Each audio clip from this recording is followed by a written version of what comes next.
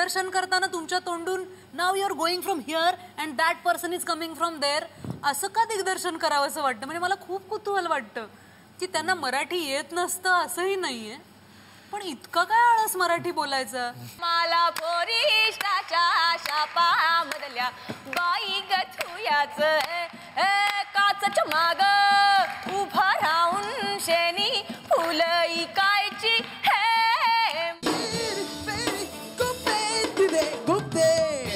आणि आता भेटूया आपल्या 2 बुद्धिमान आणि सुंदर स्त्रियांपैकी पहिल्या स्त्रीला.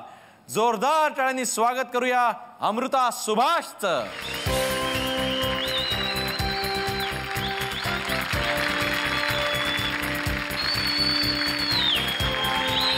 आणि स्वागत करूया सोनाली कुलकर्णीचा.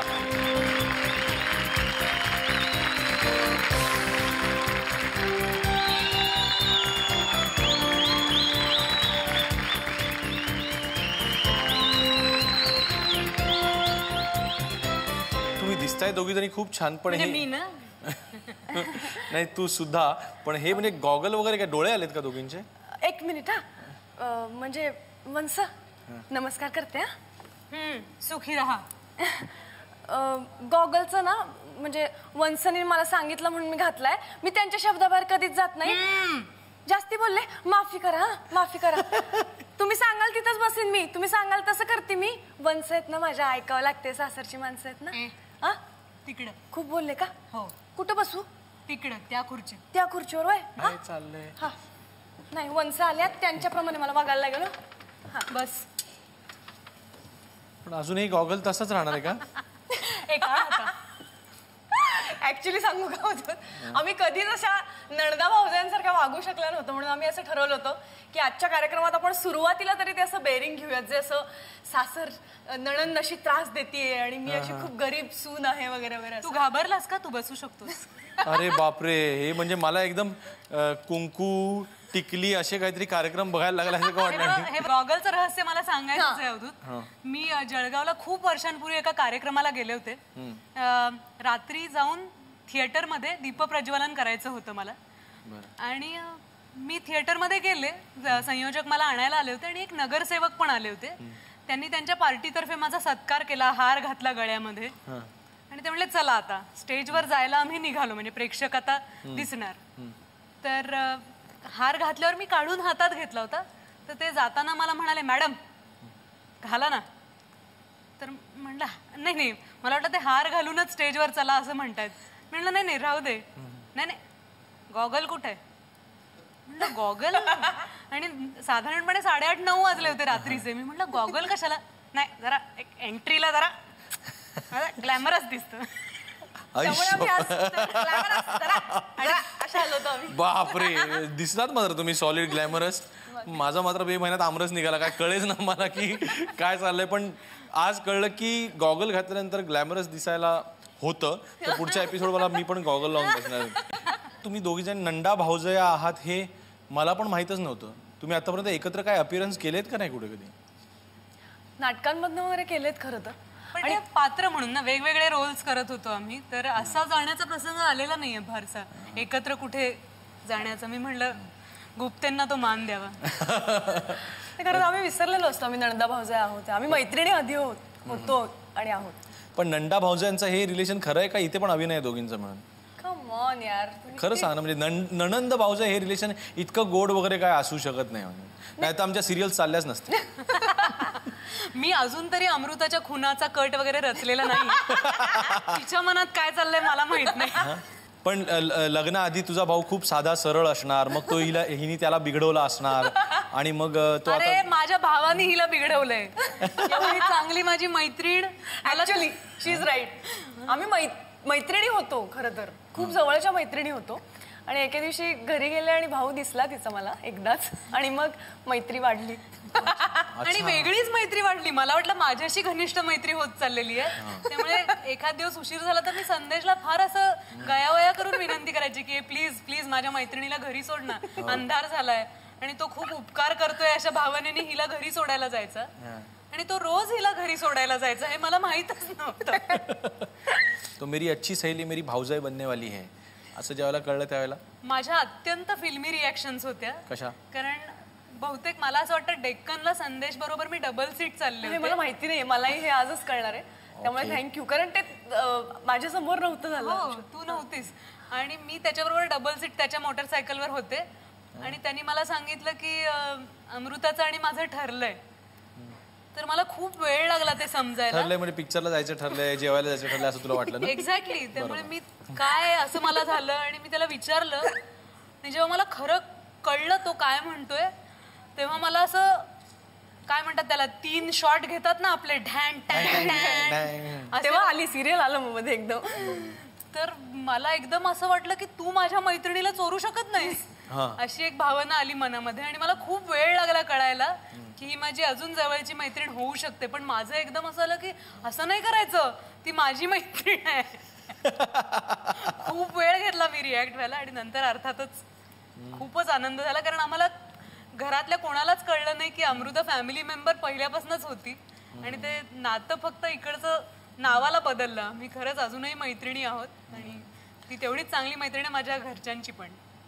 तू आज मला खरोखर अमृता तुझी मुलाखत घ्यायला मिळणार, पण मी तुला पहिल्यांदा जे बघितलं ते मला अजून आठवते सारेगमाच्या मंचावर जेव्हा तू आली होतीस तोपर्यंत मी ऐकून होतो अमृता सुभाष आणि मी सिरियल्स तेवढं फॉलो करत असल्यामुळे मला तेवढं तुझं आधी हे माहीत नव्हतं. आणि तू सर्जातलं ते गाणं गायला होतंस. गाणं इतकं श्रवणी असतं पण तितकं प्रेक्षणीय मला त्या दिवशी पहिल्यांदा जाणवलं. मला अंगावर शहारा आला होता. तू गातेस की नाही? पुढच्या विषयाकडे वळूया. नाही, ती छुपी रुस्तुम आहे. कोरस तू आत्ता द्यायला सांग. नाही, ती विविध भाषांमध्ये गाऊ शकते बाय द वे. एक झलक प्लीज प्लीज, ते मला आवडतं. इटालियन गाणं आणि त्याचा अर्थ असा आहे की मी तो सिनेमा केला होता एक इटालियन, त्यातलं गाणं नाहीये पण पिनो धनियले नावाचा एक फार चांगला गायक आहे तिथला, त्याचे बरेच अल्बम निघालेत. गाण्याचा अर्थ असा आहे की मला माहितीये तुला माझ्यासारखं व्हायचंय पण तू काय घेणार माझ्यातनं, कारण मीच खूप तुझ्यासारखी आहे. वाव. नंदा भावजा यांचं स्वागत. चिअर्स वगैरे करताय एकमेकींना. आता आम्ही बोलणार नाही कारण तुला चान्स मिळत नाही असं म्हणतो आम्ही गप्प राहतो. आम्ही नाही बोलणार ना. नाही, माझं लग्न झालेलं आहे त्यामुळे मला सवय आहे बाई समोर गप्प बसायची. टिपिकल नवरात्रही चालणार नाही तर असे. सॉरी, मी अतिशय संवेदनशील मुलगी आहे. हो, मला माहिती आहे. सोकूल वाचून मला कळतं. या सेगमेंटमध्ये ॲक्च्युली आम्ही तुमच्या करिअरमधलं खुपणं विचारतो, समाजातलं तुम्हाला समाजातल्या खुपणाऱ्या गोष्टी विचारतो. अमृता, एवढं मोठं करिअर तू केलंस एवढ्या शॉर्ट एजमध्ये, एवढ्या शॉर्ट टाईममध्ये, इतक्या लवकर सुरू केलंस, तर ह्याच्यामध्ये खुपलेल्या गोष्टी. माझं खुपणं आत्ता या क्षणाचं ते म्हणजे माझी एक हिंदी फिल्म आहे जी पूर्ण झालेली आहे. त्याचं फक्त एक गाणंच शूट व्हायचं राहिलंय आणि ते का मध्ये थांबलंय मला माहिती नाही आणि ते मला यायला हवंय. मला तुमच्या सगळ्यांच्या शुभेच्छा हव्यात त्याच्यासाठी. ते आत्ता खूपतं आहे मला, पण मला असं वाटतं की ते होणारच नाही. आता किती दिवस झाले, 6 महिने झाले शूटिंग होऊन आणि ते झालेलं नाहीये. हा एक दृष्टिकोन असेल त्या खुपण्याचा. पण मला ना या काही वर्षांनी आणि खूप छान छान माणसं आयुष्यात आली त्याच्यामुळे मला असं वाटतं की ह्याचकडे मी असं बघू शकते की नाही लवकरच ते होणार आहे, लवकरच ते होईल. म्हणजे त्या अशी जी काही अर्धी स्वप्न असतील ना ती होतील. म्हणजे खुपणाऱ्या गोष्टी दुखायलाच पाहिजेत असं काही नाही असं मला वाटतं. तर त्याच्यामुळे आत्ता हे खुपतंय की तो हिंदी सिनेमा पूर्ण झालाय, त्याचं एक सुंदर गाणं व्हायचं राहिलंय. मिमो चक्रवर्ती बरोबर मी पहिल्यांदाच ॲज हिरोईन मला यायचं आहे. मला हिंदीत पण जसं तुम्ही सगळ्यांनी मराठीत मला छान प्रोत्साहन दिलं तसं हिंदीतही मला स्वतःला एस्टॅब्लिश करायचं आहे. तर त्या सिनेमाला तो थांबलाय. तुम्ही सगळ्यांनी जरा मागणं धक्का द्या अशी माझी इच्छा आहे. आमच्या सगळ्यांच्या विशेष तुझ्या बरोबर आहेत आणि तो लवकरच चित्रपट रिलीज होईल आणि आम्हाला मग आम्ही सगळ्यांनी जसं आम्ही सांगू हिंदीतली ती सोनाली कुलकर्णी आहे ना ती खरी मराठीतली असं आम्ही अभिमानाने सांगायचो, तशी ती हिंदीतली अमृता सुभाष आहे ना ती खरी मराठीतली असं आम्ही नक्की सांगू तुला. थँक्यू. अजून काय खूप नाही. दुसरा एक चित्रपट मी केला होता बाधा नावाचा, सुमित्रा भावे आणि सुनील सुक्तनकरांचा. आणि त्याच्यातनं मी एक धनगर मुलीची व्यक्तिरेखा केली होती. आणि जरी मी तुला म्हटलं सगळ्या भूमिका जरी आपण मन लावून करत असलो तरी काही भूमिकांमध्ये ना आपणच आपल्याला झोकतो आणि काहीतरी आपल्याला माहिती नसलेलं आपल्याला सापडून जातं. अशी ती भूमिका होती अंशी, पण ती पोचू नाही शकली रे. म्हणजे तो सिनेमा फारसा दाखवला नाही गेला असं मला वाटलं. मला खूप वाईट वाटतं त्याचं. किंवा कवडसे नावाचा माझा एक चित्रपट होता, जयवंत दळवींच्या कादंबरीवरती तो चित्रपट होता. त्यातल्या भूमिकेला पुरस्कार खूप मिळाले पण तो थिएटरवर जास्ती काळ लागूच शकला नाही कारण पैसा, आर्थिक पाठबळ जरा आय डोंट नो. मला ते वाईट वाटलं की ते जास्ती लोकांपर्यंत पोचायला हवं होतं असं नक्कीच वाटतं. आपण सोनालीकडे वळूया. सोनाली, तुझं खुपणं.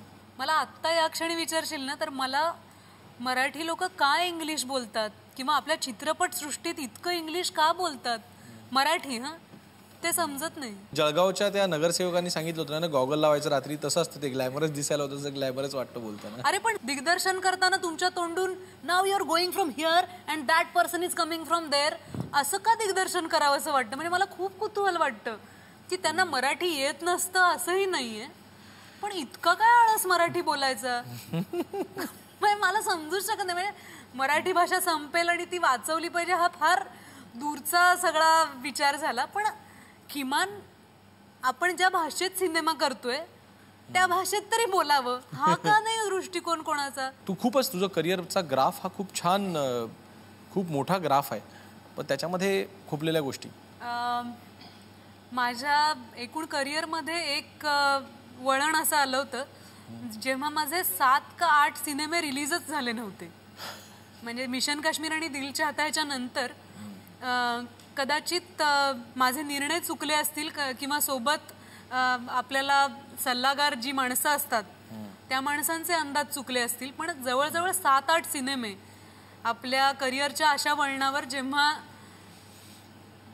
खूप तो काळ महत्वाचा ठरणार असतो किंवा त्याची किंमत मोजावी लागणार असते आणि मला खूप निराश व्हायला झालं होतं की काहीच रिलीज होत नाहीये आणि मला असं वाटलं की काहीतरी चुकतंय, खूप गोंधळ होतोय आणि स्वतःला परत तपासून बघायची वेळ आली की का असं होतंय, माझी निवड चुकतीये का.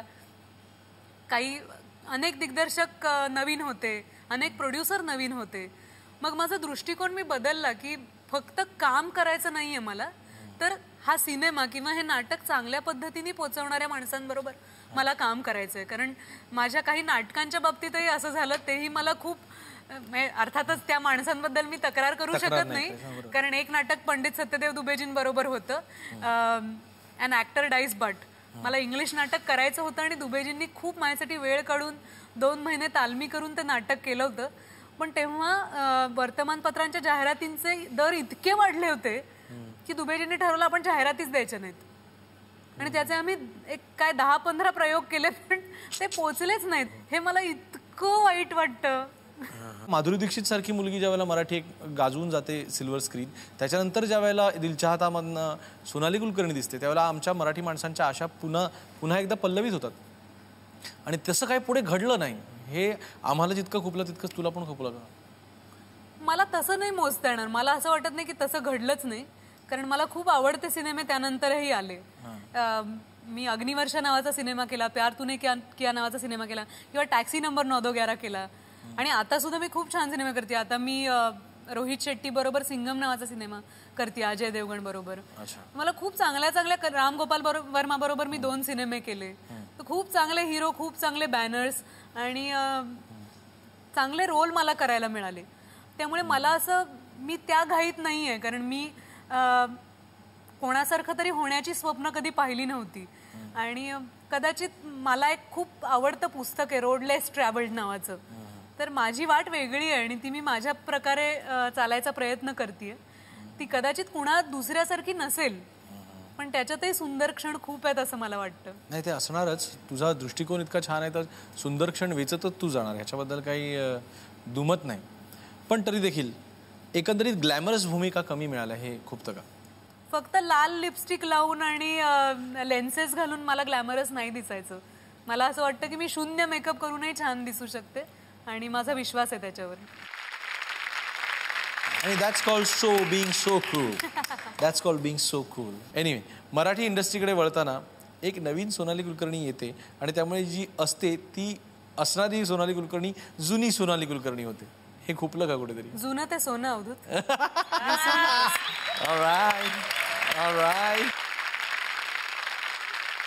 पण कसं असतं मला फार गंमत वाटते की एखादा ब्रँड असतो आणि नंतर त्या ब्रँडला बरेच उपब्रँड निघत जातात. शाबास. खूप बाकरवड्या निघतात वेगवेगळ्या, पण आपण कुठल्या घेतो? चितळ्यांच्या घेतो. फक्त मला गंमत केव्हा वाटते की मला काही मजेदार फोन येतात की हॅलो ए तू नटरंग आहेस का? तर मला असं होतं की नाही, मी तर नाहीच नटरंग आणि नटरंग अतुल कुलकर्णी आहे. मी नटरंग नाहीये. किंवा काही असे फोन येतात की अगं टाकले ना तुझ्या अकाउंट मध्ये पैसे, आता पोचली का नाहीयेस तू दहीहंडीला, किंवा नाचणार आहेस का तू इकडे लग्नामध्ये अमक्या अमक्या ठिकाणी येऊन, कधी तू मला गाड्या येतात घरी, चला बारामतीला वगैरे अशा. तर तेवढंच मला सांगायचं असतं की माझ्या अकाउंट मध्ये पैसे आलेले नाहीयेत आणि मी दहीहंडीला येणार नाहीये. कमाल आहे यार. पण असा कधी किस्सा घडलाय का, असा सिरियस एखादा किस्सा घडलाय का? मला न्यायला एक गाडी आली होती आणि ते मला ओळखत होते आणि ते इतके कन्फ्युज झाले होते मला पाहून की मी दार उघडला आणि म्हणलं मी नाही येणार आहे बारामतीला. ते म्हणले मला पत्ताही तुमचा दिलाय, मला SMS आलाय. तर मी त्यांना म्हणलं नाही, हे काम माझं नाही आहे, ज्याचं आहे त्याचं काढून घेऊ नका, तो पत्ता शोधा, फोन नंबर शोधा आणि तिथे जा. पण तू ह्या कन्फ्युजन बद्दल कधी ती ज्यावेळेला नवीन सोनाली कुलकर्णी आली त्याला फोन करून एकदा सांगितलंस का की अगं बाई माझं ऑलरेडी नाव आहे सोनाली कुलकर्णी, तुझं नाव बदल ना जरा, असं काही प्रयत्न नाही केला? मला असं वाटतं प्रत्येकालाच आपल्या अस्तित्वाची किंवा आयडेंटिटीची काळजी असते. त्यामुळे जर तिला नसेल वाटलं, तिला त्या माझ्यामुळे स्वतःच्या नावाचा अभिमान वाटत असेल तर ग्रेट, का नाही. आणि हे झालं तुमचं खुपडं. आम्हाला तुमच्या खुपलेल्या गोष्टी. सोनाली, हिरोंच्या बाबतीमध्ये बऱ्याच वेळा असं म्हणतो की हा चांगला अभिनेता आहे आणि हा चांगला स्टार आहे. स्टार असणं आणि अभिनेता असणं याच्यामध्ये थोडा फरक आहे, चांगलाच फरक आहे. तसं अभिनेत्री असणं आणि हिरोईन असणं ह्याच्यामध्ये खूप फरक आहे. तर तुझं जास्त अभिनेत्रीकडे तुझा कल आहे, अभिनेत्री असण्याकडे, आणि हिरोईन असण्याकडे नाही आहे. हे लोकांना, तुझ्या आजूबाजूच्यांना, तुझ्या हितचिंतकांना कधी खुपलं नाही का? तुझ्या प्रश्नातच इतकी मोठी कॉम्प्लिमेंट आहे की मी काय रिॲक्ट करू. अभिनेत्री असणं, अशी कॉम्प्लिमेंट मिळणं हे सुद्धा किती छान आहे. तर अभिनेत्री असल्यामुळे जर मला एवढे सगळे सिनेमे, नाटकं मिळत असतील, मी 60-70 ऍड्स केलेले आहेत, तर माझी काहीच तक्रार नाहीये. आता मला असं वाटतं की ती जी एक तफावत होती आर्ट सिनेमा आणि कमर्शियल सिनेमा, याच्या मधला आता एक मल्टिप्लेक्स सिनेमा आलाय. सगळे गावागावात मल्टिप्लेक्स झाले, त्यामुळे सगळे सिनेमे सगळीकडे रिलीज होत आहेत.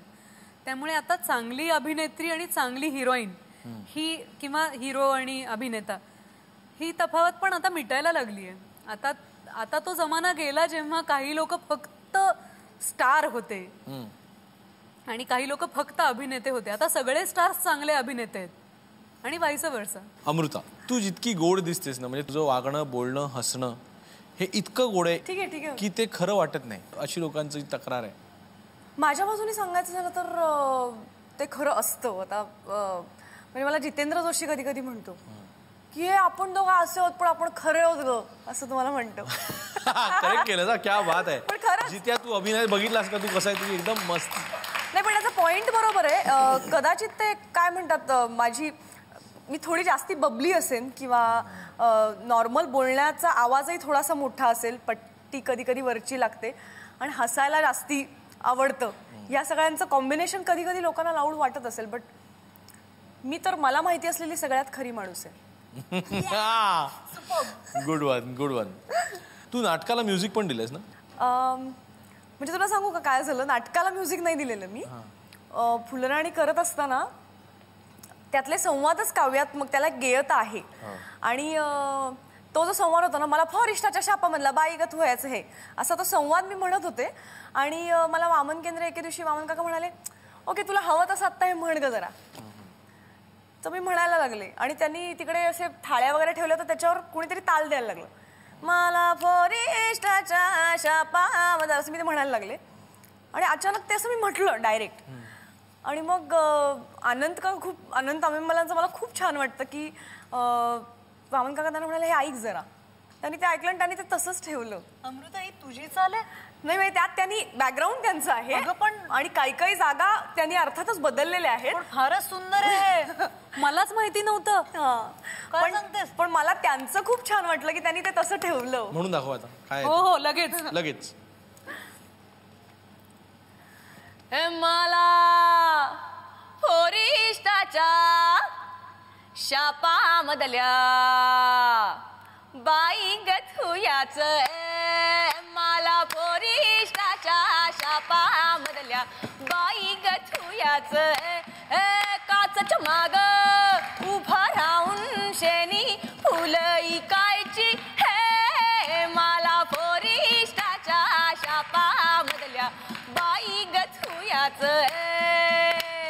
तिथल्या पोरी कशा किसपिस किसपिस किसपिस मंजूळ बोलत्यात. तिथल्या पोरी कशा किसपिस किसपिस किसपिस मंजूळ बोलत्यात. चकापका चकापका चकापका चकापका दिसत्यात.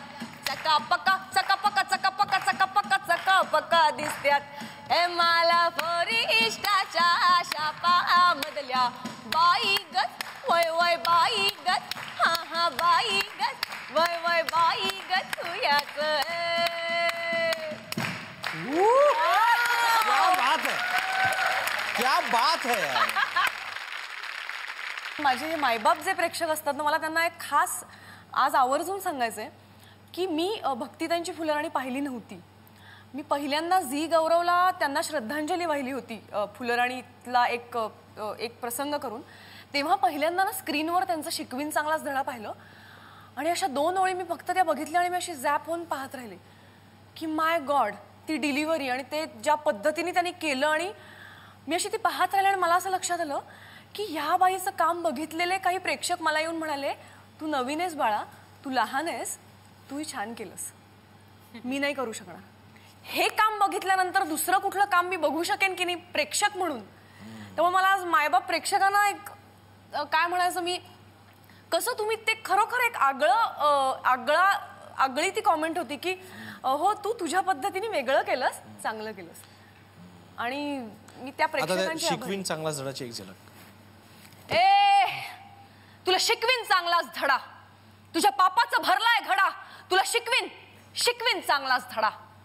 मोठा समजतो स्वतःला मास्तर, अरे तुझं गटारात घाल जा शास्तर. तुझं क तुझं ख तुझं ग तुझं घ मोर पैजसा घेतोयस इडा, तुला शिकवीन चांगलाच धडा. फिश टँक मध्ये पाणी आहे आणि त्याच्यात आम्ही खाली पीच नावाची फळं टाकणार आहे. तुम्ही हात मागे बांधायचे आणि तोंड बुचकळून ते तोंडाने पीच बाहेर काढायचं. आईने मला फोन केला की तुला आयुष्यात काय कमी आहे, तुला प्रसिद्धी हवी आहे, पैसे, थ्रिल, का म्हणून तू असला कार्यक्रम स्वीकारलास. वो कृष्ण के यहाँ पे होता ना, वो देखो ऐसे ऐसे होता ना. हाँ हाँ वो नहीं वो नाही वगैरे असं मी त्यांना वो जो मोर का पीस रहता है ना, वो ते भाषांतर जे झालेलं असायचं ते ऐकून मी यांना कसं कळलं मी आत्ता जे केलं ते. आणि हाच तो शब्द मैं यही तो कह रही थी, हा हा वगैरे असं.